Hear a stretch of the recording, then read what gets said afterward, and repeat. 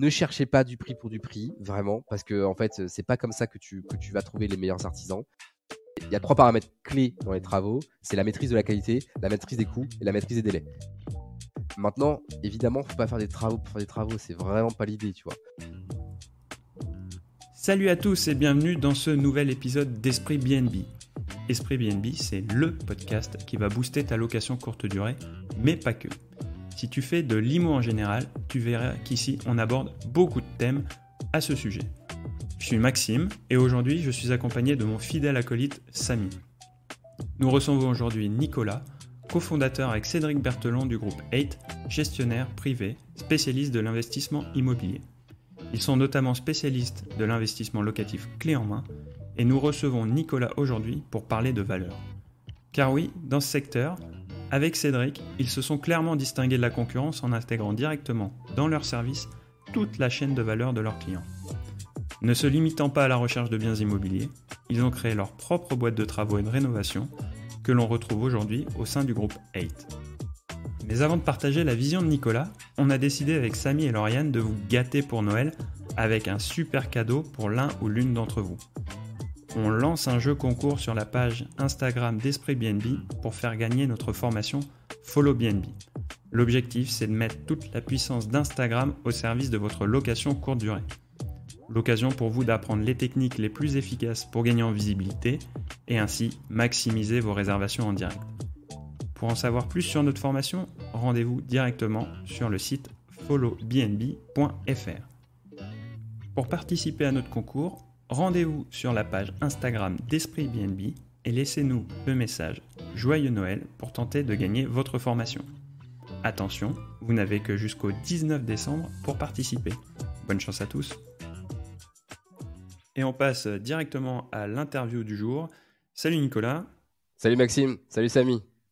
Salut, quelle belle intro.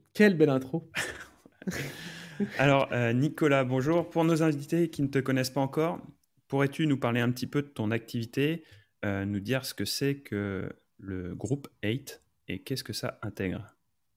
Yes, avec grand plaisir. Du coup, 8, c'est un gestionnaire privé qui est spécialisé dans tout ce qui est lié à l'investissement locatif. En l'occurrence, on fait que de l'ancien, on ne fait pas de proposition immobilière. Et en fait, 8 intègre un certain nombre de métiers d'expertise. Donc, il y a plusieurs entreprises dans ce groupe-là, notamment une entreprise de travaux, de rénovation intérieure, qui est un gros morceau de notre activité. Quand on fait de l'investissement locatif dans l'ancien, c'est une brique essentielle pour maîtriser notre métier. On a aussi une boîte de transactions, une boîte de gestion locative et une boîte d'architecture intérieure pour mener tous nos projets à bien. Ça, c'est de l'entreprise, là. Ouais, c'est assez costaud. Il y a du coup 4 ou 5 boîtes dans ce groupe-là. Et en fait, la particularité de ce groupe, c'est que les boîtes sont Interconnectées. je cherche, elles sont liées entre elles en fait. Interconnectées, merci. Elles sont complètement interconnectées. C'est-à-dire que par exemple, je prends 8 Rénovation, notre boîte de travaux. Elle ne réalise que des opérations de rénovation intérieure pour les projets de nos investisseurs. On ne va pas chercher d'autres projets à l'extérieur, etc. Donc en fait, elles sont complètement interconnectées et c'est ça qui rend le job intéressant, c'est qu'on a des expertises à disposition pour nos clients et uniquement pour nos clients investisseurs. Ok, ça marche. Et pour que les auditeurs te connaissent un peu plus, du coup, j'aimerais bien que tu nous partages ta vision entrepreneuriale déjà et Ouais. ton parcours aussi. Voilà, qui tu es, toi, Nicolas. Yes. Alors ma vision de l'entrepreneuriat déjà, c'est qu'il y a différentes typologies d'entrepreneurs, hein. On parle beaucoup des solopreneurs, des infopreneurs et des plus grosses boîtes. En l'occurrence, je me mets dans la case grosse boîte. J'ai envie de créer un truc qui soit le plus gros possible, qui ait le plus d'impact possible. Donc c'est aussi d'autres enjeux, d'autres problématiques que le soloprenariat ou l'infopreneuriat. Peut-être que vous avez peut-être un peu plus vous dans le podcast. Mais je suis ultra motivé pour créer ce projet-là. J'ai pas de vision à terme parce que j'ai des paliers, on va dire, à atteindre dans les prochains mois, dans les prochaines années. J'ai pas de destination finale. Ce que je veux, c'est vraiment de créer une boîte 100% bootstrappée, zéro levée de fonds, le plus loin Ok, possible. mais c'est pas ta première boîte. Non, c'est pas ma première boîte, c'est ma 6e. Donc quelques-unes se sont croûtées Ah ouais, quand c'est même, hein. normal, il faut bien. J'ai fait aussi du salariat, de l'entrepreneuriat. J'ai une expérience super intéressante chez Preto, qui est un courtier immobilier. Enfin, j'ai beaucoup surfé dans l'écosystème de la PropTech et de l'immobilier de manière générale. Mais c'est vrai que je suis d'un ADN entrepreneur. Je suis passionné par ça. Aujourd'hui, l'entrepreneuriat, je ne verrais pas faire autre chose.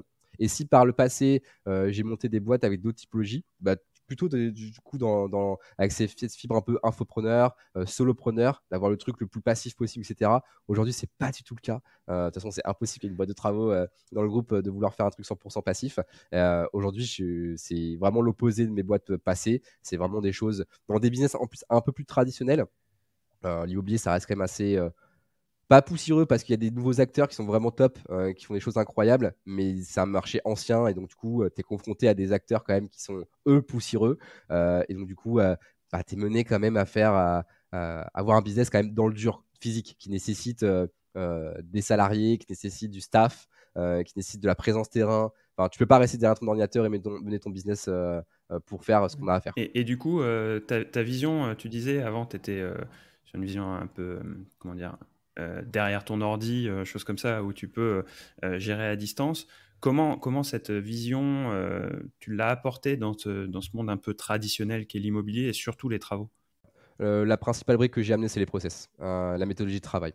Dans ce milieu-là, il y a beaucoup de self-made men, des gens qui se sont construits tout seuls, qui n'ont pas de background, vraiment de parcours non plus éducatif. C'est pas parce que tu as fait une école de co que tu es brillant, hein, mais c'est juste que ça t'amène quand même des méthodologies de travail, des façons de réfléchir, de penser, d'exécuter, qui sont forcément un petit peu meilleures que que si tu as appris par toi-même. Et dans le groupe, dans mes équipes et même sur le marché, on a amené quelque chose de très processé de manière à aller le plus loin possible. Aujourd'hui, c'est bête, mais aujourd'hui, on est capable de faire des devis travaux à la dizaine d'euros près au moment du compromis de vente. C'est-à-dire qu'en fait, notre client signe son compromis, il sait à la dizaine d'euros près combien va coûter son devis travaux et il ne bouge pas. 60, 90 jours plus tard, ça ne bouge pas. On s'engage sur ces tarifs-là. Et pour être capable de faire ça, il faut vraiment maîtriser son staff, il faut maîtriser ses achats, il faut maîtriser sa logistique. C'est des efforts, c'est un travail méthodologique vraiment important. Et je pense qu'aujourd'hui, c'est ça que j'ai apporté à l'entreprise. Et c'est ça que je dois apporter encore à l'entreprise parce qu'il y a encore beaucoup de choses à mettre en place, notamment par rapport au nouveau business qu'on est en train de monter. Je pense que c'est la brique que j'apporte le plus là-dedans. Ouais, parce que c'est intéressant, hein, parce qu'on l'a dit un peu en intro, mais vous êtes un binôme à la base de Eight, avec toi qui arrive avec cette vision un peu digitale avec des process, et de l'autre côté, tu as l'autre jambe, on va dire, de ce binôme, Cédric, qui apporte aussi une vision plus marché, plus terrain, c'est ça? Ouais. Ouais, carrément. Et même à l'origine de ce groupe-là, la société s'appelait Cédric Berthelon Immobilier. Pour ceux qui connaissent, qui écouteront le podcast. Et on avait brandé vraiment Cédric. C'est-à-dire que Cédric, c'est l'acteur historique de l'immobilier, que je ne suis pas. Ça fait, il est vieux, donc ça fait 15 ans, je sais pas, 15 ans et quelques qu'il est dans l'immobilier. Et on avait voulu vraiment faire un gros personal branding. Et d'ailleurs, Samy, c'est comme ça que tu nous as connus, c'est via cette marque Cédric. Donc, on a une chaîne YouTube, etc. On faisait des vlogs pour partager nos retours terrain sur l'investissement immobilier. Je pense que d'ailleurs, on a fait Ouais, partie des premiers à faire des ouais. vlogs comme ça. Derrière, on a été pas copié parce que c'est pas copié, mais disons qu'on a été un des premiers à faire ce genre de truc. Et Cédric, et c'est là en fait où j'avais appliqué aussi ma sauce un peu digitale, un peu mec online, parce que du coup, je m'étais mis complètement en retrait du projet pour mettre en avant la personal brand de Cédric et mettre Ingus en avant. Et d'ailleurs, c'était un très bon choix parce que on voit bien que l'immobilier, il y a un affect, il y a une histoire en fait, c'est une aventure. Et en fait, tu te rattaches beaucoup plus à l'individu qu'à la compétence en elle-même de l'immobilier. Faire de l'IMO avec Cédric Berthelon, c'est pas la même chose que faire de l'IMO avec Gugus de Stéphane Plaza, tu vois. C'est pas. Et en fait, c'est normal, c'est l'humain.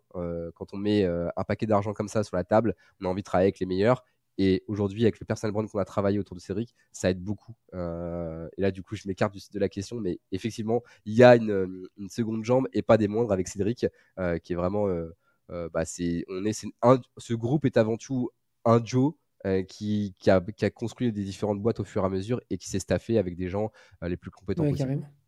Ouais, c'est comme ça que, comme tu l'as dit, hein, c'est comme ça que moi je vous ai connu et c'est comme ça que je vous ai abordé aussi, parce que ces vidéos, en fait, j'ai commencé l'investissement immobilier aussi grâce à vos vidéos, hein, enfin, faut le dire, hein, parce qu'en fait, il y avait toute une série. Hein? Enfin, j'ai envie de pleurer. Tu m'entends plus? J'ai Hein? envie de Ah, pleurer. tu as pleuré. J'ai Mais envie non, de mais c'est pleurer. la vérité pourtant. Tu avais toute une série de vidéos sur Poitiers. Moi, je suis de Poitiers et je me souviens, j'avais fait toutes les vidéos, j'avais regardé toutes les vidéos et bah, c'était dans mon secteur. Donc, du coup, je reconnaissais les endroits et tout. Et c'est comme ça que le Conforama, je m'en souviens du Conforama à côté de chez moi. Vous allez chercher vos meubles au Conforama. Et ouais, Ça, c'est et clair, du je me coup, rappelle. moi, j'ai commencé aussi comme ça. Tu es investisseur immobilier également, on ne l'a pas dit?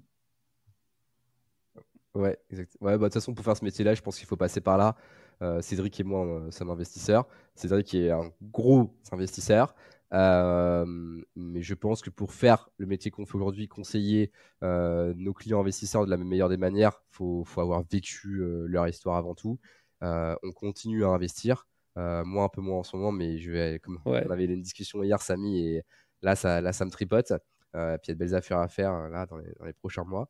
Donc, non, c'est hyper important qu'on comprenne leur métier. Et ça, c'est un peu le problème aussi de nos concurrents. C'est qu'il y a beaucoup de boîtes concurrentes à nous qu'on surfait sur.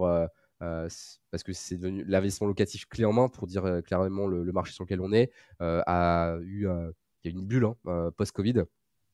Et peu d'entre eux étaient de vrais investisseurs, donc avec un vrai background des besoins de ce type, de nos clients, des clients, quoi. Donc, non, ça, on a ce gros avantage-là de savoir ce qu'ils vivent, de connaître leurs inquiétudes, leurs stress, et les accompagner au mieux pour que ça se passe Ouais. de la meilleure des manières. Top, top, top. Petite question, question travaux maintenant. Moi, je voudrais Ouais. savoir pourquoi tu as décidé, enfin, pourquoi vous avez décidé en fait d'intégrer la partie travaux dans 8. Parce que c'est vrai que c'est pas commun en fait. Ouais. Les acteurs du clé en main, par exemple, font déléguer la totalité des travaux et voilà, ils n'ont plus aucun lien. Donc, toi, c'est vraiment pas ta vision. Tu as créé une Ouais. boîte de travaux, tu as passé pas mal de certifications en plus hein, pour pouvoir la mettre en place. Pourquoi tu l'as fait? Et quels sont les bénéfices en fait pour le client? Bon, déjà, la brique travaux, elle est indispensable quand tu fais ce business-là. Qu'elle soit sous-traitée, pas sous-traitée, ce que tu veux, hein, elle est indispensable parce que sinon, tu peux pas proposer un service complet à tes clients avec de la valeur. Étant donné qu'aujourd'hui, par rapport à la niche fiscale, les travaux sont indispensables. Aujourd'hui, la majeure partie de nos clients font ce qu'on appelle du LMNP. On va pas revenir sur ce sujet-là aujourd'hui. Mm. Si vous voulez, on pourra en revenir, hein, mais, mais disons qu'on fait de la location meublée non professionnelle ou professionnelle. Et donc, il y a une notion de travaux qui est importante dans le montage fiscal. Et donc, du coup, les travaux sont une brique essentielle de ces projets-là. Maintenant, les travaux, pour tous ceux qui s'y sont confrontés de près ou de loin, savent à quel point c'est compliqué. C'est vraiment très compliqué. Tu t'adresses à des populations assez peu qualifiées, qui sont artisans par choix ou par défaut. Tu as de tout là-dedans. C'est un peu le trou noir, hein, on va pas se mentir, hein. Et donc, du coup, nous, on a beaucoup subi pendant les premières années de la boîte les travaux. C'est-à-dire qu'en fait, on savait que la phase de travaux, il y avait quelques points d'interrogation. On a eu des abandons de chantier, on a eu des mecs qui s'engageaient puis qui partaient, qui avaient des retards pas possibles. Euh, et tous ceux qui ont fait les travaux savent de quoi je parle. Ça fait partie des travaux. Mais nous, on avait besoin de contrôler notre chaîne de valeur et on en a parlé un petit peu en amont. On avait besoin de process. On ne pouvait pas scaler une boîte, en tout cas accélérer fortement une boîte sans maîtriser cette chaîne de valeur-là, cette partie de la chaîne de valeur en tout cas. Et donc, du coup, il y a 3 paramètres clés dans les travaux. C'est la maîtrise de la qualité, la maîtrise des coûts et la maîtrise des délais. Si tu ne maîtrises pas ces 3 paramètres-là, tu ne peux pas monter un business qui scale réellement dans l'investissement locatif, clairement. C'est mon opinion. Elle est peut-être pas partagée par tous mes confrères là-dedans. Et je le vois parce qu'il y a très peu de boîtes qui ont fait ce choix d'internaliser les travaux.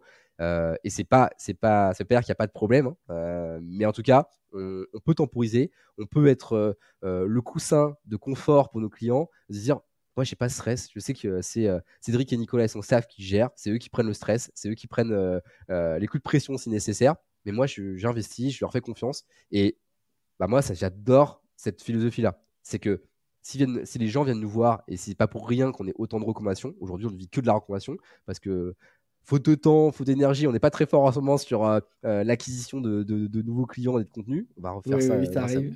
arrive. Mais Mais c'est parce qu'en fait, aujourd'hui, les clients se sentent en confort avec nous. Ils se disent, Nicolas et Cédric, ils m'ont prévenu qu'il y aurait de toute façon des problèmes avec les travaux.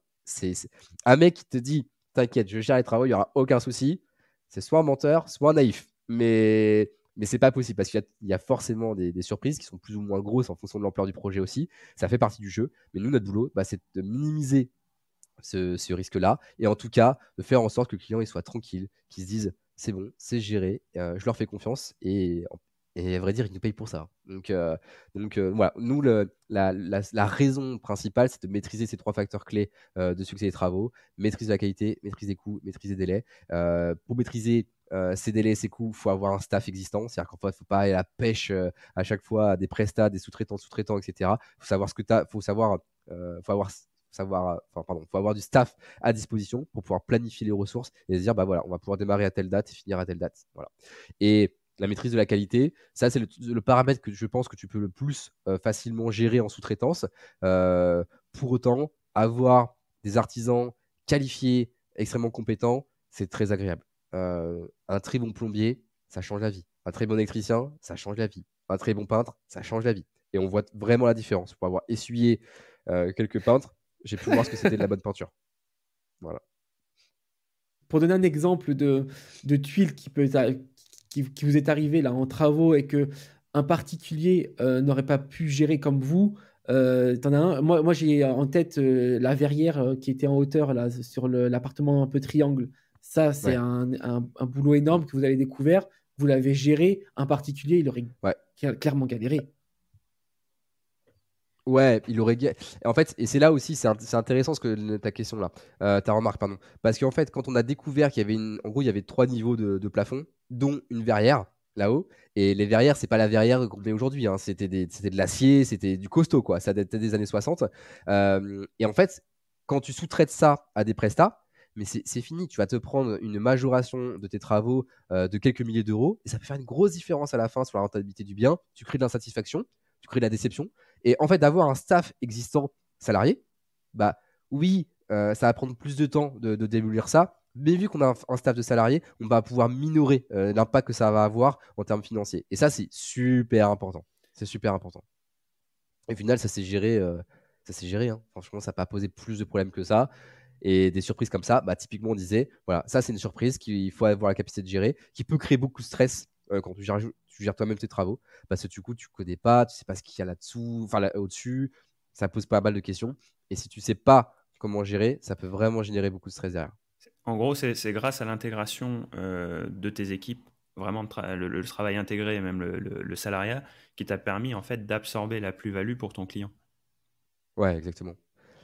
Parce qu'en fait, on a vu qu'on a pas mal de paramètres qui permettent de maîtriser nos coûts, les achats. Tu vois, par exemple, si on découvre une grosse tuile, tu vois, vraiment un truc qui est très impactant sur le montant final des travaux, eh ben, on va en parler au client. On va lui dire, voilà la grosse tuile qu'on a découverte, c'est pas de bol, c'est la vie. Maintenant, on a plusieurs paramètres qui vont permettre de lisser les frais que ça va engendrer pour pas que ça impacte trop ta rentabilité. Typiquement, en fait, vu qu'on maîtrise nos achats, c'est nous qui achetons tous les meubles, la décoration, le carrelage, etc. Par moment, on va pouvoir faire des choix qui vont baisser un petit peu les coûts de matière et pouvoir rééquilibrer un petit peu le bilan à la fin. Et ça, c'est pas possible si tu fais que la sous-traitance. C'est impossible. Tu vas subir le truc, en fait. Une fois que tu as fait tes choix, tu as fait tes achats, désolé, hein, mais c'est fini. Donc ça, c'est Et très du coup, impactant. comment tu as fait pour construire cet écosystème, t'entourer des bonnes personnes, que ce soit en interne, mais aussi en externe, puisque tu fais aussi appel à des prestats Ouais, ailleurs. Comment tu as, ouais. construit, comment tu as fait comprendre aussi ton système qualité, finalement, puisque les indépendants n'ont pas ce même référentiel. Comment tu leur as Mm, fait intégrer tout ça?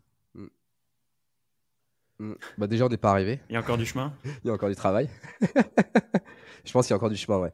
Il y a encore du chemin, mais ça, c'est normal. Et je pense qu'on ne sera jamais arrivé parce que notre niveau d'exigence ne fait qu'augmenter.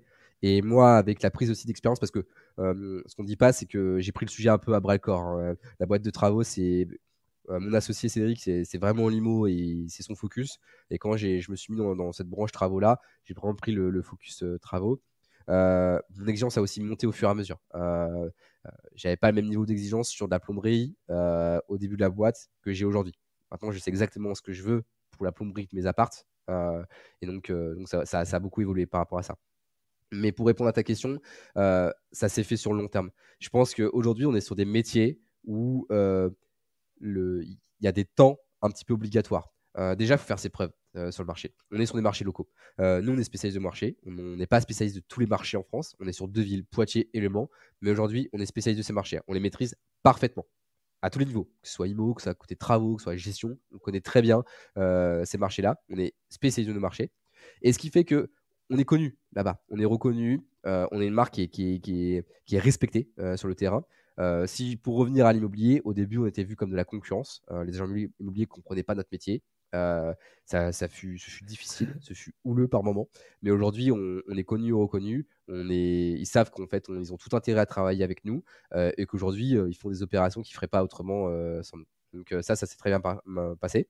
Et les travaux, ça a été une autre paire de manches. C'est-à-dire qu'en fait, c'est très particulier ce milieu-là. Moi, j'ai envie de faire de la pub pour être rénovation, j'ai envie de mettre des panneaux. D'ailleurs, on a fait des panneaux de chantier trop stylés, etc. Dans le monde des travaux, on se cache le plus possible, on existe le moins possible. Et comme ça, on se fait le moins remarquer. Moi, j'ai un ADN complètement différent. Je suis fier de ce qu'on fait, je suis fier du travail qu'on réalise et j'ai envie d'en parler partout. De ce fait, on s'est fait connaître auprès de pas mal de prestataires, de sous-traitants, etc. On a pu comme ça trouver des petites pépites à recruter en salariés et puis aussi trouver d'autres prestataires de qualité. Et comme ça, aujourd'hui, on a créé notre écosystème de prestataires, salariés, de sous-traitants, etc. qui est aujourd'hui à un niveau plus que satisfaisant. En tout cas, quand je vois ce qui se fait ailleurs, je confirme, suis plutôt c'est fier. vraiment de la belle qualité ce que vous faites. Et d'ailleurs, on mettra le lien pour aller voir le book avec les appartements. On le mettra en Yes. description de l'épisode, mais c'est vraiment c'est de la bonne qualité. Et d'ailleurs, ça me fait penser à une autre question. Pour toi, qu'est-ce qui fait de bons travaux? Oui, parce que peut-être pour compléter la question de Samy, tu disais que avec l'expérience, tu t'es rendu compte de ce que c'est un bon peintre, un bon plombier, tu vois. Dans les auditeurs, on a des gens qui débutent aussi. Et quel conseil tu pourrais donner pour arriver à identifier peut-être un bon partenaire sur Ouais. un projet d'investissement dans l'éventualité où il passe pas par vous, quoi, tu vois. Alors déjà, j'ai une fausse croyance à vous partager. Les gars. Euh, Souvent, les investisseurs un peu débutants choisissent des prestataires, non pas sur la recommandation, etc., parce qu'ils n'ont pas de réseau, le réseau suffisant, mais sur la qualité des devis. Je ne parle pas du montant, je ne parle pas du prix, mais je parle de la qualité du devis. Et en fait, les gars, c'est juste une fausse croyance, mais absolue. C'est-à-dire qu'il faut plutôt penser le contraire. Si le gars a le temps de te faire des beaux devis trop stylés, moi, ça m'inquiète. C'est-à-dire qu'il a rien d'autre à faire. Généralement, C'est vrai. les boîtes de travaux, c'est de l'auto-entreprise ou c'est des toutes petites boîtes. Enfin, je parle pas des grosses boîtes de BTP, hein, je parle pas des boîtes de grosses œuvres. Je parle vraiment des boîtes de travaux généraux ou des boîtes spécialistes. Les gars sont à la fois les patrons et les exécutants. S'ils ont le temps de te faire un devis trop stylé, moi, ça m'inquiète. Et un devis ultra détaillé, ça m'inquiète encore plus. Je me dis, putain, c'est pas possible. Il a passé 4 heures à faire ce devis. Qu'est-ce qu'il fait d'autre ailleurs, quoi? Il n'a pas de client, en fait, c'est pas possible. Donc, ça, c'est déjà une fausse croyance. Ne jugez pas la qualité du travail de l'artisan sur la qualité de son devis. Et pour preuve, là, j'ai un prestataire avec lequel on travaille. Son devis, et franchement, mais je ne le connaîtrais pas, je ne le prendrais pas. Il est horrible, son devis. Le gars ne sait même pas, je me moque, hein, désolé. Le gars ne sait même pas enlever le quadrillage Excel. Donc en fait, il fait une capture écran de son devis Excel et tu as toutes les cellules, tu sais. Tu as A, B, C, D, E, F, tu as 1, 2, 3. J'ai dit, chérie, sérieux, au moins enlève le quadrillage de ton Excel. D'autant plus que, soit en passant, tu n'es pas censé faire des devis sur Excel quand tu fais des travaux. Enfin bref, je passe les détails si c'était que ça le problème. Bref, ne jugez pas la qualité des travaux des artisans sur la qualité des devis. Ça, c'est la première chose. Et la deuxième chose, c'est la recommandation. Faites ce travail de sourcing. Ne cherchez pas du prix pour du prix, vraiment, parce que en fait, c'est pas comme ça que tu vas trouver les meilleurs artisans. C'est pas parce que tu vas avoir le prix le plus bas qu'il faut s'en satisfaire. Bien au contraire, je pense qu'aujourd'hui, il y a un vrai travail d'analyse sur le choix de tes artisans et ça passe par la recommandation. Il y a très peu d'artisans qui font ce travail de collecte d'avis clients. Déjà, rien que ça, c'est un gros filtre à faire. Les artisans qui font ce travail de collecte d'avis, de témoignages, c'est un gage de confiance assez important. Évidemment, il faut faire le tri, hein, il y a les bons avis, les faux avis, etc. On connaît l'histoire. Mais déjà, c'est une première manière de voir les choses. D'autant plus qu'il y a une deuxième manière de trier les artisans, c'est ceux qui travaillent avec les agences. Par exemple, vous avez acheté un bien, vous avez été en contact avec l'agence qui a géré la transaction de votre bien immobilier. Ces gens-là travaillent avec des artisans. Et s'ils sont contents, ça veut dire qu'ils sont contents dans la durée. Parce qu'en fait, le problème des boîtes de travaux aujourd'hui, c'est de maintenir la qualité des travaux réalisés et les délais dans le temps. C'est ça, ils n'y arrivent pas, hein. Il y a beaucoup de boîtes qui se plantent sur ce sujet-là. Et ben, souvent, les agences sont quand même des contacts privilégiés parce que les agences de gestion locative, notamment, ont besoin d'artisans pour de la main-d'œuvre, pour de la maintenance, des petites réparations, voire de la réno complète. Donc, ça, c'est un bon point de contact, c'est un bon point de référence. À mon avis, déjà, pour faire un gros filtre dans les artisans, c'est là-dessus. Ensuite, pour juger de la qualité du travail, parce que bon, je sais pas, moi au début, quand j'ai visité un premier appart, je voyais pas trop la différence entre ce qui était du bon travail, du mauvais travail. Je parle pas du travail de Sagouin hein, quand même. Hein. Ça, on le voit direct, ça n'a pas besoin d'être très expérimenté pour voir la différence. Mais aujourd'hui, en fait, c'est assez simple. Un truc bête, mais le plancher, par exemple. Il y a une manière de le poser, le plancher, par rapport à l'orientation des fenêtres. Bah ça, au premier coup d'œil, vous voyez si l'artisan il s'est posé les bonnes questions. Ça, c'est une manière déjà de voir un petit peu si le gars, au-delà d'exécuter, s'est posé de dire, je vais poser dans quel sens cette dalle PVC. Et ça, c'est un premier critère, par exemple, qui se voit très facilement. Ensuite, il y a la peinture. Honnêtement, c'est pas compliqué. Passez la main sur le mur. Vous voyez si ça vous reste dans la main, si c'est fragile, etc. Bah, parce que soit il a voulu gagner du temps, il a fait qu'une couche ou ce genre de choses, il n'a pas mis d'enduit. Ça se voit assez facilement, une belle peinture. On le sent au toucher, on le voit même au regard, ça se voit assez facilement. Et pareil sur les peintures de finition. Vous savez, aujourd'hui, il y a une grosse tendance à mettre des aplats de couleurs, des formes, etc. Samy, tu vois de quoi je parle. Bah ça, voyez comment ça a été fait. S'il y a un rond, bah, voyez la jonction du rond avec le fond blanc et le fond de couleur. Ça se voit très bien. Et ça montre la qualité du peintre, l'attention qu'il a portée à son travail.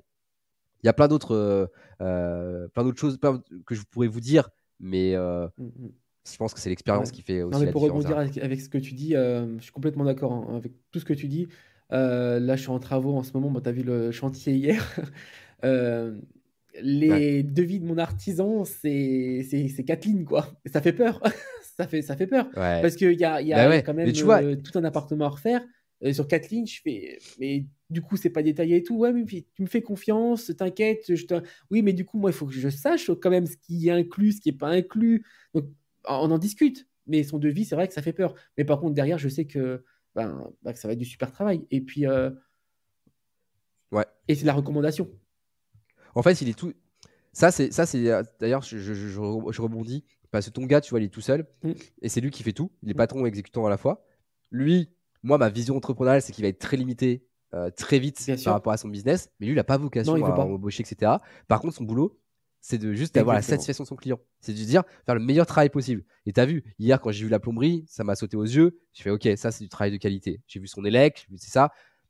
J'ai vu son placo qui était bien posé, ferrage qui était bien posé. Ça, c'est des choses, aujourd'hui, moi, ça me saute aux yeux. Alors, quand tu es débutant, tu vois pas ça. Mais pour autant, le fait que le gars soit tout seul, qu'il soit autant entrepreneur, c'est un gage à la fois de prix et qualité. Parce que généralement, un mec qui est tout seul va être moins cher qu'une boîte de bâtiment générale. Parce que les boîtes de bâtiments généraux, Bien sûr. Bah oui, bien ils sont sûr. des charges, etc. Donc, c'est forcément plus cher. Euh, et le fait que le mec soit à la fois le patron et l'exécutant, il a ne vit que de la recommandation de ses clients. Il a tout intérêt à faire du bon travail s'il veut continuer à travailler avec ses clients. Bah, merci pour les conseils. On avait une question qui va aussi dans le sens de la précédente. C'est est-ce que tu vois une différence dans les travaux? Je ne te parle pas dans l'aménagement final avec la déco, les meubles, mais dans la gestion des travaux, une différence entre de la location que tu ferais traditionnelle, classique, de longue durée, et de la location courte durée. Est-ce que quand tu prévois un projet avec un client sur l'un ou l'autre, la gestion des travaux est différente? Ouais. Ouais. Alors déjà, il y a une première question à se poser. Et Samy, on a eu cette question hier. C'est que location courte durée, ça veut tout et rien dire. C'est un sujet qui est très large et qu'il faut aborder les choses de manière professionnelle. C'est-à-dire si tu fais la location de courte durée, est-ce que tu as des notions de PMR que tu veux intégrer dans ton projet? Si oui, bah oui, les travaux, ça va être lourdement impacté parce que des toilettes adaptées aux handicapés, ce genre de choses, c'est pas la même chose que faire un toilette basique. Ça va nécessiter aussi l'intervention d'un bureau d'études. Donc oui, ça impacte lourdement les travaux. Maintenant, toutes les LCD, tous les appartements en location courte durée ne sont pas adaptés aux situations de handicap des personnes. Donc si tu enlèves cette partie-là, j'ai tendance à penser que non, il n'y a pas besoin d'une grosse différence. Maintenant, il y a location courte durée, courte durée. C'est-à-dire que tu peux t'orienter vers de la moyenne durée, c'est-à-dire la location à la semaine, au mois, où il y a moins de passages. Par contre, si tu fais du truc un peu bourrin à la nuitée, où tu vas avoir beaucoup de passages différents, bah forcément, l'usure de tes appartements elle va s'accélérer par rapport à un mec qui est là en permanence et qui va faire attention, certainement plus attention au bien. Et à mon avis, si tu te orientes sur ce genre de business, tu as tout intérêt à privilégier des matériaux un petit peu plus solides, parfois peut-être au détriment de l'aspect design, mais sinon, tu vas faire constamment de la maintenance, etc.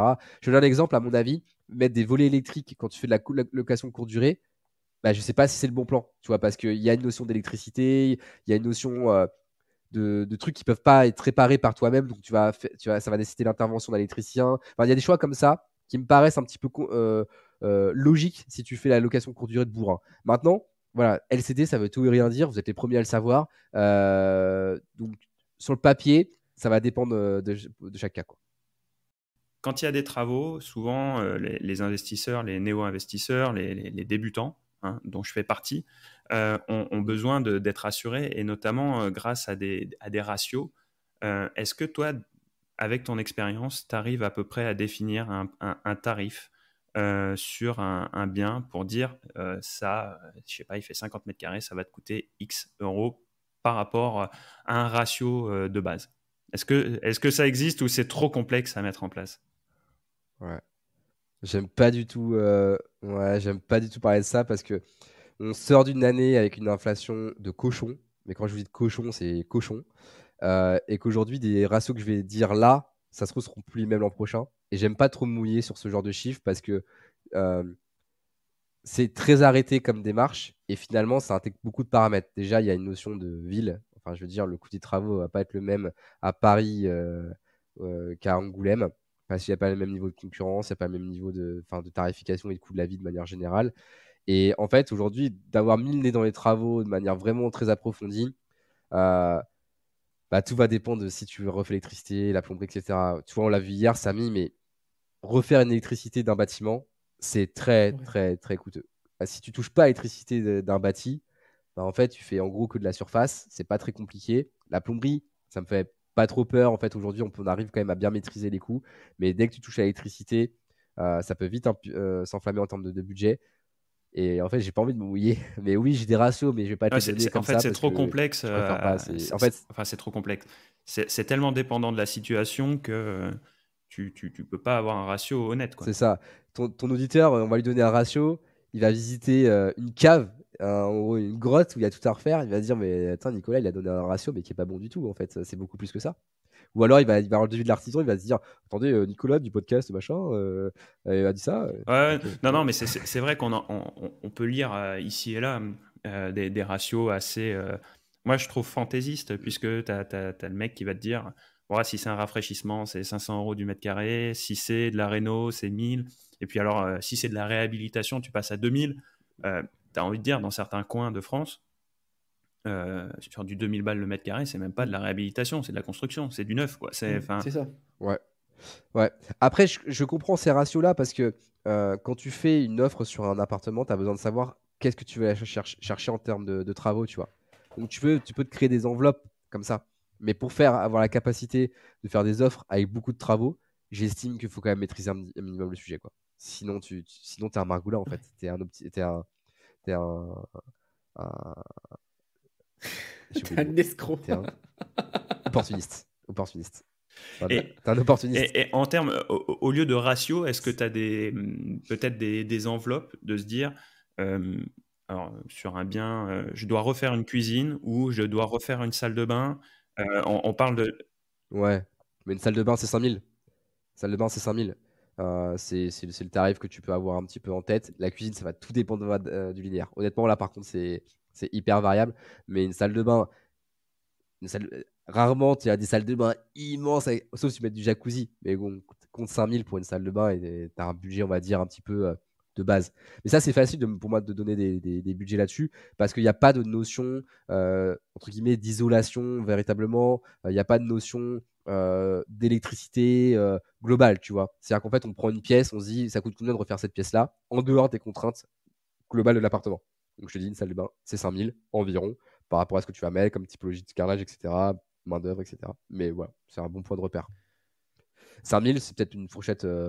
Non, c'est une bonne fourchette. Non, mais Ça comme fourchette, c'est bon. intéressant parce qu'après, je pense que tout le monde a conscience que quand on a un ratio ou un budget indicatif, c'est vraiment indicatif, c'est histoire de se donner. Tu vois, Ouais, je c'est ça. visite un T2, je me dis C'est la ça, et salle de puis bain en est fait, pourrie, je prévois voilà, 5 000. La cuisine, bah, Ouais. allez, je prévois entre 4 et 6 000 parce que je sais que je vais pas non plus mettre quelque chose d'extravagant. Et ça me permet en fait de dire, bon, ce bien-là par rapport au prix auquel il est proposé, si je veux le faire rentrer dans mon enveloppe globale, il va falloir que je négocie telle remise. En fait, c'est pour avoir plutôt une vision globale parce que vous arrivez, c'est aussi l'avantage de votre solution et d'avoir tout intégré, c'est que vos clients, quand ils arrivent sur un projet, vous leur proposez une enveloppe globale. Quand tu vas tout seul sur un projet, bah, tu es au Ouais. doigt mouillé. Hein, et les gens, pour se lancer, Ouais, non, ont besoin aussi d'avoir des éléments rassurants, de se dire ça prend c'est telle enveloppe, et après, au doigt mouillé, mais toujours en prévoyant, je sais pas moi, 20-30% peut-être d'aléas, parce que finalement, ton enveloppe, elle n'est pas si précise que ça, quoi. Ouais, et encore plus en ces périodes en fait. Enfin, moi, je me revois à la début d'année 2023, le prix du placo, et c'est délirant. Délirant. Il y a des trucs comme ça qui ont pris une inflation de cochon. D'ailleurs, c'est pas pour rien qu'il y a des boîtes de travaux qui se sont retrouvées en vraiment grande difficulté. Donc, Du coup, maintenant, voilà. tu fais tout en parpaing. Non, C'est ça. on a perdu 10 cm de chaque côté. Non, mais par contre, le placo, je le connais parce qu'on en fait beaucoup, beaucoup, beaucoup de placo. C'est vraiment, avec les DPE, etc., le placo est devenu un produit qu'on achète Tu beaucoup, m'étonnes. beaucoup. Et du coup, moi, ça fait rebondir sur une question. En fait, est-ce que c'est vraiment intéressant de faire des travaux dans certaines villes? Alors, je m'explique. Par exemple, on a une ville, je sais pas, Angoulême, hein, je dis ça, hein, où le prix au mètre Ouais. carré va être bas. On va dire sur une ruine à 500 euros du mètre carré, hein, à la louche. Ouais, Voilà. c'est une ruine là. Mais ça peut, hein, ça peut, un appartement complètement Ouais, dégueulasse. voilà, Voilà. c'est Angoulême, hein, c'est Angoulême, on n'est pas. Si t'en trouves à Angoulême, tu nous Ouais. fais signe. Hein, Ouais. Après, on va rajouter. Mais c'est une super ville pour Ouais, investir, on en avait d'ailleurs, parlé, Angoulême, Maxime, c'est une faudrait super ville que. pour investir. pas trop fort. C'est ça. Fais payer Tu la rajoutes valise. après des travaux, je sais pas, 1500 euros du mètre carré à peu près, enfin voilà, environ, hein, parce qu'il faut tout refaire, Ouais. peut-être même 2000. Tu vas arriver sur du 2500 euros de mètre carré, est-ce que tu vas pouvoir le revendre quoi, à ce prix-là? Peut-être pas, en fait. Mais là, tu vois, là, tu as une Ouais, analyse micro là. Il y a beaucoup d'accord. plus de paramètres à prendre en compte que simplement faire des travaux, pas faire des travaux. Là, on va rentrer dans la fiscalité, mais faire des travaux, c'est nécessaire pour ton déficit foncier. En tout cas, si tu fais du LMNP. Euh, et en l'occurrence, c'est hyper important d'amortir tes travaux sur plusieurs années pour ne pas avoir à payer d'impôts sur les loyers que tu vas te toucher. Donc en fait, ça rentre dans un montage global. Maintenant, évidemment, il ne faut pas faire des travaux pour faire des travaux. C'est vraiment pas l'idée, tu vois. Il faut faire des travaux qui permettent d'accéder à un niveau de loyer. Et c'est hyper important de se dire, qu'est-ce que je veux faire de mon projet? Est-ce que je veux faire du haut de gamme, du moyen de gamme, du passable, ce genre de choses. Et c'est ça qui va te permettre de prendre la température, de se dire, voilà le niveau d'effort en termes de travaux que je fais, quoi, tout simplement. Évidemment, si ton appart il est propre, tu vas pas faire 25 000 euros de travaux dans un studio si déjà il est d'équerre et que en fait c'est surtout de la cosmétique et de l'ameublement qu'il faut faire, quoi. Donc, Ouais, du coup, les voilà. travaux se positionnent vraiment dans une vision fiscale finalement. Tu as bien sûr l'intérêt du locataire, l'intérêt économique qui est de faire augmenter sa valeur locative, mais tu as aussi ce côté fiscal qui te permet d'amortir les travaux sur une durée qui va te permettre de réduire ton assiette et ton taux d'imposition. C'est pour ça aussi que lorsque tu envisages un projet d'investissement locatif, toi, tu le vises toujours en meublé, puisque si tu le loues en nu, tout cet avantage fiscal n'existe pas. Alors nous, aujourd'hui, on attaque aussi des gros marchés avec des investisseurs un peu plus corporate, des des foncières, ce qui fait on appréhende aussi le marché différemment. On est mandaté par des clients un peu plus costauds, où là, on parle plus vraiment de l'MNP, c'est plus vraiment ces sujets-là. On va parler de para-hôtelier potentiellement, enfin, on va avoir des sujets un peu plus globaux. Donc non, on ne fait pas que ça, mais c'est vrai qu'aujourd'hui, là, ceux qui nous écoutent, si ils se lancent dans l'investissement, qui font de la location courte durée, on va parler de l'MNP de meublé dans 95% des cas et même 99% des cas. Et en l'occurrence, les travaux, c'est un des rouages qu'il faut intégrer vraiment dans son analyse pour plein de choses. On a parlé du confort, on a parlé d'aller chercher tel montant de loyer, etc. On n'a pas parlé de l'énergie. Aujourd'hui, c'est un enjeu qui est énorme dans le parc locatif français. Et aujourd'hui, il y a des opportunités vraiment importantes en visant les passoires thermiques. Et si tu vises des passoires thermiques, ah, tu vas faire des travaux, hein, c'est évident, tu vois. Et la part de travaux va être très, très, très importante. On va potentiellement doubler la valeur du bien. Enfin, c'est comme ça. Hein, Parce que du coup, le DPE tient un peu en tenaille le marché, j'ai envie de dire, puisque d'un côté, tu es ouais. obligé, enfin, tu es interdit, en l'occurrence. Il va y avoir des interdictions à la location sur les passoires thermiques, donc avec une obligation de rénovation. Et d'un autre côté, certains propriétaires qui n'ont pas envie ou pas les moyens de faire ces travaux de rénovation, qui les mettent sur le marché, mais du coup sont obligés de faire baisser le prix pour intégrer cette Ouais. réhabilitation. Le DPE, c'est une vraie Ouais. opportunité pour toi dans les années à venir? Moi, je parle vraiment d'un point de vue investisseur pour le coup. Il y a des opportunités business déjà qui sont déjà arrivées en 2023, mais en 2024, là, les 2-3 prochaines années vont être vraiment intéressantes si ça continue dans ce sens-là. Euh, Parce que, ouais, bah oui, tu te retrouves avec des propriétaires, bailleurs qui sont comme ça, qui ont besoin de vendre, qui ont des passoires thermiques, qui sont dans un contexte où, en fait, avec l'augmentation des taux d'intérêt et la baisse du prix de l'IMO, bah, le mec, il est coincé, quoi. Il va se faire sabrer, c'est évident. Alors, soit il est capable de le garder, son appart, et de faire les travaux nécessaires pour le louer, soit il garde son appart et puis il coffre et il le met au chaud. Mais ouais, s'il veut vendre, il va se faire sabrer, c'est sûr. Et nous, là, on voit bien. Là, entre les prix affichés et les transacts effectués, là, au moment où je te parle, le 8 décembre, on est à 23% de négociation. C'est mais parce que nous, on vise ça aussi. Hein. C'est-à-dire qu'on va chercher ce marché-là. Hein. Et du coup, comme tout le monde le sait, une bonne affaire dans l'immobilier, tout se fait à l'achat. Donc là, quand tu arrives avec 23% négociés, Ouais. c'est Après, bien. vous pouvez. C'est bien. C'est aussi l'avantage d'avoir la boîte de réno derrière, d'avoir Eight Rénovation Oui. en support. Ouais. C'est-à-dire que Ouais. quand tu vas aller attaquer une passoire thermique, tu sais déjà derrière Ouais. que tu as la compétence pour lui faire gagner 1, 2 échelons sur le Ouais. DPE et rendre cet investissement intéressant. Parce que je me place du point de vue du débutant que je suis. Tu te dis, OK, une passoire thermique, c'est un super enjeu, ça peut être un coût immobilier incroyable. Par contre, derrière, comment je trouve le mec qui me fait passer en fait, que je me retrouve pas avec une passoire thermique que je peux pas louer malgré un investissement de travaux dedans qui me fait pas augmenter Ouais. mon DPE, enfin améliorer mon DPE, et que je me retrouve pas avec quelque chose qui est inlouable parce que c'est interdit et parce que je suis trop mauvais. Bah, d'ailleurs, j'ai pour compléter ce que tu dis, Maxime, je connais une personne qui a acheté oui, une passoire, c'est du F. Acheté du F, elle a fait des travaux, mais elle n'a pas été conseillée pour l'isolation, par exemple. Donc, elle a mis de l'isolation, mais pas assez puissante. Et puis, il y avait des trucs qu'il fallait isoler. Et ben, en fait, elle a refait un DPE. Et en fait, le DPE n'avait pas bougé. Et par contre, l'appartement est neuf. Donc là, Ouais. maintenant, ben, Ouais. ok. Ah bah on est sur un marché de margoulin. Hein. Donc en fait, tu vas avoir le vendeur de fenêtres qui va arriver, qui va dire ouais, achetez ces fenêtres, ça sent bien, ça va passer une lettre. Non, ça marche pas comme ça. Mais là aussi, le gros avantage de notre service, c'est qu'on prend des risques avec nos clients, dans le sens où nous, dès le compromis de vente, même avant, on peut le faire aussi, quand l'offre est acceptée et qu'on a là, les accords préalables des parties, on va faire un DPE projeté. Donc en fait, on sait exactement ce qu'on doit faire pour améliorer telle lettre, telle lettre, etc. Et ça, bah, déjà, c'est un coût, mais surtout, c'est un risque parce qu'en fait, il y a toute la notion de financement derrière. Potentiellement, ça passe pas. Mais en tout cas, on prend ce risque-là, on l'accepte en disant on est dans la même aventure, cher client investisseur, on fait le DPE projeté, et comme ça, tu sais exactement ce qu'on va faire comme travaux liés à la rénovation énergétique pour aller Est-ce gagner que des vous lettres. vous occupez également des aides, à récupérer des aides ou c'est...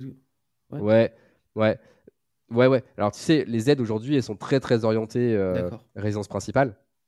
Maintenant, voilà, je vais pas rentrer dans les détails, mais il y a des choses à faire. Mais oui, on les accompagne. Mais aujourd'hui, euh, c'est pas un focus. C'est-à-dire qu'en fait, aujourd'hui, le gros du marché de l'aide et de la subvention, ça reste la résidence principale.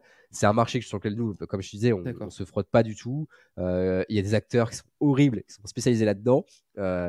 L'isolation par les combles, je pense que vous voyez les pubs à la télé tous les jours. Ça, c'est horrible. Mais ça, c'est eux qui vont réellement bénéficier des subventions, etc. Donc voilà. D'accord. Mais oui, on Ok. accompagne nos clients sur ces sujets-là.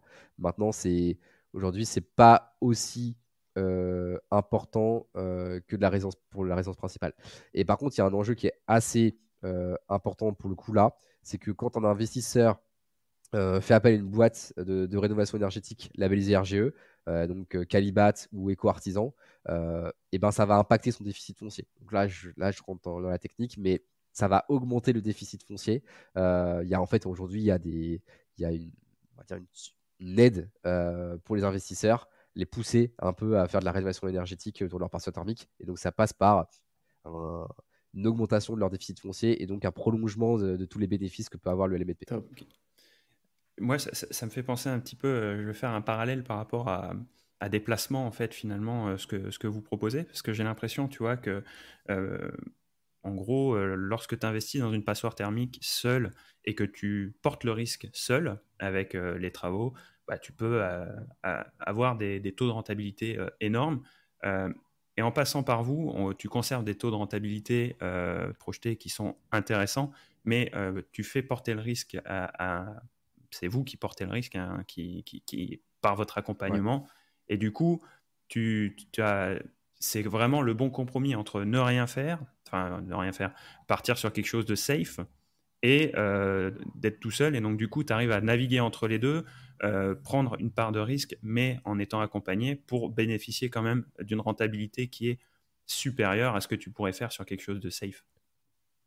Ouais. Ouais, c'est complètement ça.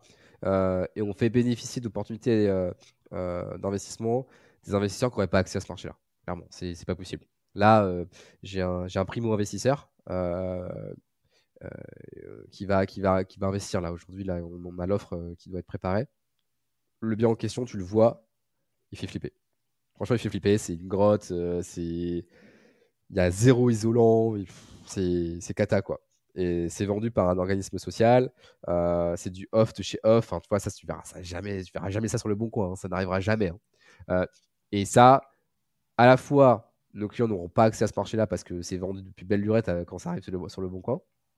Et de deux, c'est comment tu appréhendes les travaux d'un truc pareil. Alors que c'est un T2, hein, le machin. C'est un T2. C'est pas un gros projet. Pour autant, appréhender les travaux quand tu vois la gueule du bien, tu sais pas par où commencer. Et donc aujourd'hui, lui, il est confort parce qu'il sait qu'en fait, on va l'accompagner. On sait grosso modo les grandes étapes par lesquelles il va passer pour la réalisation de son opportunité. Et elle va être belle. Ça va être un joli investissement avec des jolis chiffres. Et en fait, si tu prends le truc de base, il n'y aurait pas accès, il n'y aurait pas su comment faire les travaux. Et c'est nous qui mettons en fait en forme tout ça. Et c'est ça qui est intéressant. Franchement, Mm. c'est ça qui rend le job Ouais, c'est intéressant. vraiment, en fait, c'est vraiment, bon, on en parlait dans l'introduction, mais c'est vraiment cette maîtrise de toute la chaîne de valeur qui vous permet, vous, en fait, à chaque grande étape, d'apporter aussi bien de la valeur pour le client que pour votre boîte, finalement, parce que Ouais. comme vous gérez tout, vous apportez de la valeur à chaque étape et le client n'est pas perdu. Et donc, du coup, chacun est gagnant dans le process. C'est-à-dire que vous pouvez Ouais. permettre d'accéder à des biens qui sont pas sur le marché. Vous avez une gestion sereine des travaux. Derrière, on n'en a pas parlé, mais vous faites aussi tout ce qui est ameublement, décoration, pour optimiser la valeur locative Ouais. du bien. Euh, Nous, on intervient pour vous, donc on sait très bien que derrière, vous intervenez pas de la même façon si le projet c'est de la LCD ou si c'est de la coloc ou si c'est de la location meublée classique. Euh, et derrière, vous avez toute cette réflexion-là. Et en gros, c'est un projet qui est porté vraiment de l'idée jusqu'à sa réalisation, jusqu'au locataire finalement qui va utiliser le bien. Donc ça, c'est super intéressant, cette maîtrise de la chaîne de valeur pour apporter vraiment à chaque client.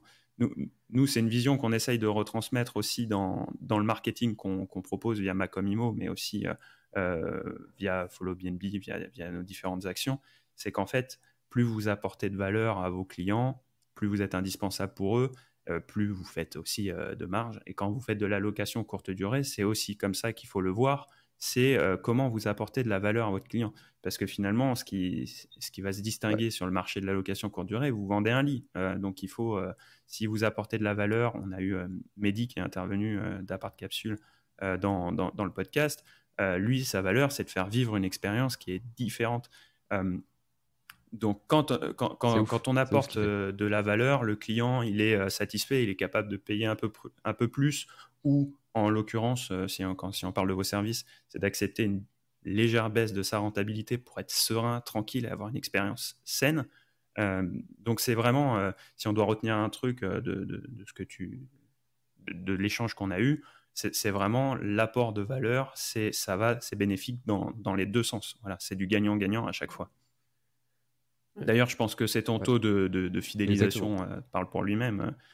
C'est cette valeur, quand tu y as goûté, je pense que tu n'as pas envie après d'aller tout seul, quoi. Ouais. Et notre force aussi, c'est même quand ça se passe mal, parce que par moments, ça se passe mal. Quand je dis ça se passe mal, c'est les travaux. Il n'y a que là où ça peut mal se passer. Je sais pas, du retard. Quand je dis ça se passe mal, c'est du retard, c'est, je sais pas moi, un problème identifié, etc. Vu qu'on communique en permanence avec nos clients, il n'y a jamais d'insatisfaction client en fait. On est transparent en fait. Et de toute façon, on le prévient dès le début que les travaux, il y aura des surprises, plus ou moins importantes, mais il y en aura. On essaye de faire le max pour contrôler tout ça. Et je sais pas, par exemple, les plus gros problèmes qu'on puisse avoir aujourd'hui, nous en tout cas, quand on communique aux clients, c'est des retards. C'est des retards travaux, c'est ça. Et ça, c'est partie du jeu. Nous, on est très très clair avec les clients. Et de ce fait, même quand il y a des problèmes de ce type-là, il n'y a jamais d'insatisfaction client. Les gens, quand ils arrivent dans les appartements, ils disent waouh, stylé. J'aurais espéré l'avoir plus tôt, mais oui. C'est ça. C'est ça. Mais on n'a jamais ça. Hein. Au final, ils se rendent compte que en fait, on a géré et que le problème, il est pas lié à nous en fait. Hein. Je sais pas, t'as découvert qu'il y avait un mort sous le plancher. Bon, faut le gérer quoi. Comme la dernière fois. Oh, tu le caches. Alors, il est parti avec la baignoire et 2 mètres cubes de béton. C'était trop compliqué à gérer, on a mis le béton. On arrive à la fin du Pinel. Je pense qu'il y a une belle opportunité du coup pour. Alors, je sais que tu n'aimes pas qu'on parle de clé en main, mais pourtant, pour que tout le monde puisse comprendre. Je sais, ouais. Mais j'aime pas qu'on parle de clé en main parce que ça renvoie au Pinel justement et que ces fucking promoteurs qui vendent quand même des produits, je l'assume, de merde, parlent de clé en main. Et en fait, du coup, dans la tête des gens, ils associent ce service-là au nôtre et voilà, j'aime pas. Non, mais c'est vrai, ça va bien au-delà. Mais du coup, comment tu appréhendes du coup à la fin du Pinel par rapport du coup au marché de l'ancien? Ouais, aujourd'hui, nous, on est sur des marchés qui sont pas touchés par ça parce que on fait de la passoire thermique. Enfin, clairement, aujourd'hui, nous, notre focus, c'est ça. On va chercher des biens qui sont E, F, tu vois, G, pas E d'ailleurs, F, G. Et c'est là, en fait, où notre savoir-faire, il est le plus exacerbé en fait. C'est qu'en fait, on sait très très très très bien gérer par rapport aux expertises qu'on a dans ce groupe-là. On sait très bien gérer ce processus de transaction, de rénovation passoire thermique. Et donc du coup, aujourd'hui, nous, on va pas trop aller chercher ces opportunités liées au Pinel parce que ça reste des bâtis qui sont dans des zones qui sont pas très intéressantes pour nous. C'est pas là, en tout cas, c'est pas là-dessus qu'on va se focaliser. Et grosso modo, il n'y a pas ce différentiel qui nous permet de vraiment foncer dessus. Oui, c'est intéressant. Je pense qu'il y a des choses à faire. Maintenant, nous, dans nos zones géographiques, on n'a pas les opportunités qu'il faut pour vraiment y aller. Voilà ce que je peux dire. En tout cas, sachez qu'il y a un client de Pinel qui vend en ce moment parce qu'il arrive à la fin de ses droits. Et il va prendre très très cher. Voilà, c'est maintenant que les gens qui ont acheté Pinel vont voir à quel point ce En produit fait, est nul. ceux qui gagnent de l'argent avec le Pinel, hein, c'est les promoteurs, hein, et les banquiers. Parce que c'est eux qui vont vendre. Voilà. Les promoteurs, les Voilà, banquiers et les j'étais. gestionnaires de patrimoine. Et je Mais bon, respecte les gestionnaires de voilà. patrimoine, mais c'est juste que le produit Les Pinel, commissions sont je trouve énormes. ça nul. J'étais chez un promoteur, je Ouais, voyais les chiffres, hein, c'est énorme. Les commissions, c'est... ouais, Et du coup, ouais. qui paye, hein, C'est c'est délirant, hein. l'investisseur, hein. Mais voilà, C'est ça. Et c'est pas pour rien qu'un gestionnaire de patrimoine adore bien fourguer du entendu. Pinel à tout va, parce que les coms sont très élevés. Il faut voir ça comme un produit financier. Et ça fait partie de ces produits financiers qui sont extrêmement rémunérateurs. Comme certaines SCPI, c'est pas pour rien qu'ils vous les proposent, hein. Et c'est aussi l'intérêt de services comme les nôtres, c'est extrêmement transparent. On n'est pas payé par l'agent immobilier pour proposer le bien. Enfin, tu vois, je veux dire, on est complètement indépendant et on est dans l'équipe de Et ce qui est l'investisseur. bien, ce qu'on n'a pas dit aussi, c'est que chez 8, vous allez avoir Cédric ou toi en interlocuteur. Ou Arnaud, peut-être. Voilà. Ouais, alors la Voilà. majeure partie Et du temps, c'est voilà. Cédric. C'est lui qui est responsable du pôle investisseur et qui gère vraiment la relation client. On tend à redessiner un petit peu les rôles dans l'entreprise. Ça, c'est le sujet boss, patron de boîte, de savoir à quoi tu sers. Euh, Aujourd'hui, on tend à redessiner parce que moi, je prends davantage une expertise maintenant côté immobilier d'entreprise. Il y a des très très belles choses à faire sur ce marché-là. Mais ouais, c'est plutôt, enfin voilà, c'est Cédric ou moi. Et moi, aujourd'hui, j'ai des amis qui sont clients chez nous. C'est moi qui les gère. Enfin, forcément, il y a une affinité particulière. Bah là, le T2 dont je vous parlais, c'est un ami.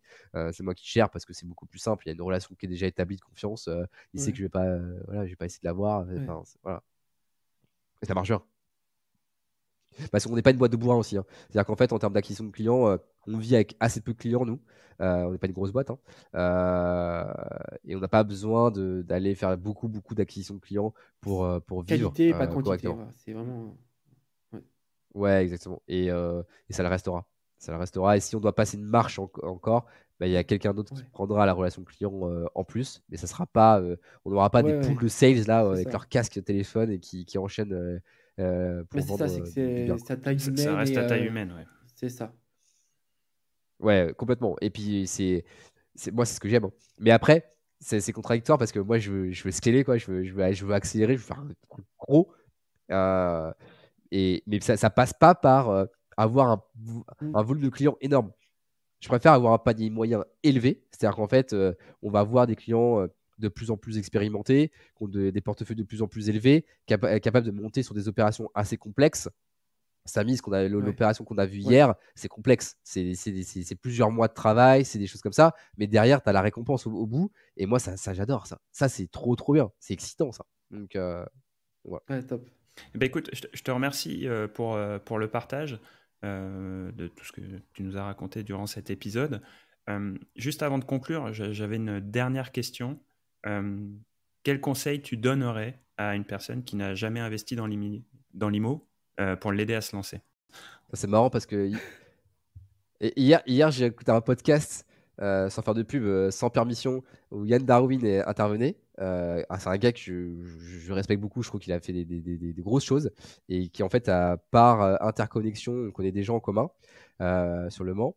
Et le mec, l'intervieweur, a C'est posé vrai? exactement la même question. Je suis complètement biaisé Et sur la on l'a pas réponse. écouté, donc du Et, coup. et, et j'ai donné la même réponse. J'ai donné la même réponse, c'est que c'est quel est ton. En fait, il faut que tu poses les bonnes questions. C'est quel est ton niveau d'apport? Parce qu'il faut arrêter les histoires de 110%, etc. Ne compte pas dessus quand tu es primo-investisseur. Peut-être que tu auras accès, mais ne compte pas dessus. Donc, c'est quel est ton capital de départ?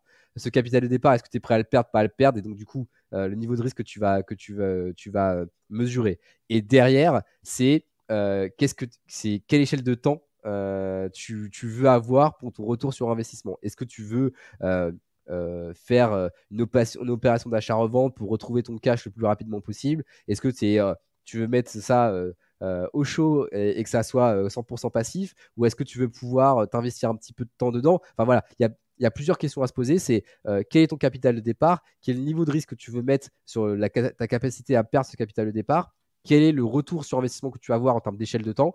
Et quelle durée, enfin, quel temps tu es capable d'investir dans ce projet-là? Et ça va vachement arbitrer tes choix. Et notamment, par exemple, si je prends l'exemple de l'échelle de temps que tu veux, enfin, le temps que tu es prêt à accorder, ça va impacter la courte durée. C'est la courte durée, quoi qu'on en dise, c'est plus chronophage que faire la longue durée. Donc, est-ce que même si tu confies ça à une conciergerie, etc., c'est plus prenant que simplement la longue durée que tu gérerais en mode papa-maman, tu vois. Donc voilà, ça, en fait, j'ai pas de réponse à te donner. J'ai donné la même réponse que Darwin, c'est horrible, c'est sans personnalité. Mais je pense que c'est moi, un ce très que bon j'aime bien, conseil. c'est que durant tout l'épisode, quand tu donnes des clés, en fait, c'est des bullet points. Nous, on va pouvoir faire des shorts incroyables avec ça. Mais alors, pour une bonne boîte de travaux, il y a 3 points. Pour ton conseil, il y a 4 sujets. Et en fait, je trouve que c'est très clair parce qu'en fait, chaque point est vraiment détaillé. Donc ça, c'est hyper intéressant. Même si le conseil est généraliste, moi je trouve qu'il est très, très intéressant. Moi qui suis justement dans ce projet pour me lancer, qui suis néo, vraiment nouveau, un bébé dans ce sujet-là, je suis une éponge et si on a des auditeurs qui sont dans ce cas-là aussi, je pense que dans cet épisode, ils vont trouver pas mal de clés pour justement pouvoir après mieux appréhender leur projet et peut-être avoir plus de facilité à se lancer. Donc vraiment merci Nicolas pour ce moment de partage. On pourra retrouver toutes les informations sur vos services, notamment dans la description de l'épisode. On vous mettra à la fois le lien vers le site de 8 pour tout ce qui est investissement clé en main et un lien vers les réalisations qui ont été faites par Cédric Berthelon et donc Nicolas. N'hésitez pas à prendre un rendez-vous avec eux si vous voulez plus d'informations. C'est cadeau, on n'est pas sponsorisé, on n'a pas de lien d'affiliation. Vraiment, allez-y. Bon, mince, attends, faut qu'on le négocie, Code parrainage, t'inquiète. De notre côté, on voulait vous remercier parce que vous êtes toujours plus nombreux à nous écouter. Si vous ne l'avez pas déjà fait, pensez à nous laisser une petite évaluation. Ça aide au référencement de la chaîne. Voilà, 5 étoiles. Ça aide au référencement de la chaîne. Et si vous voulez venir échanger avec nous, si vous avez des questions, si vous voulez intervenir dans le podcast, rendez-vous sur la page Instagram Esprit BNB. On vous dit à la semaine prochaine. Merci à tous. Ciao. Salut, Ciao. bye bye.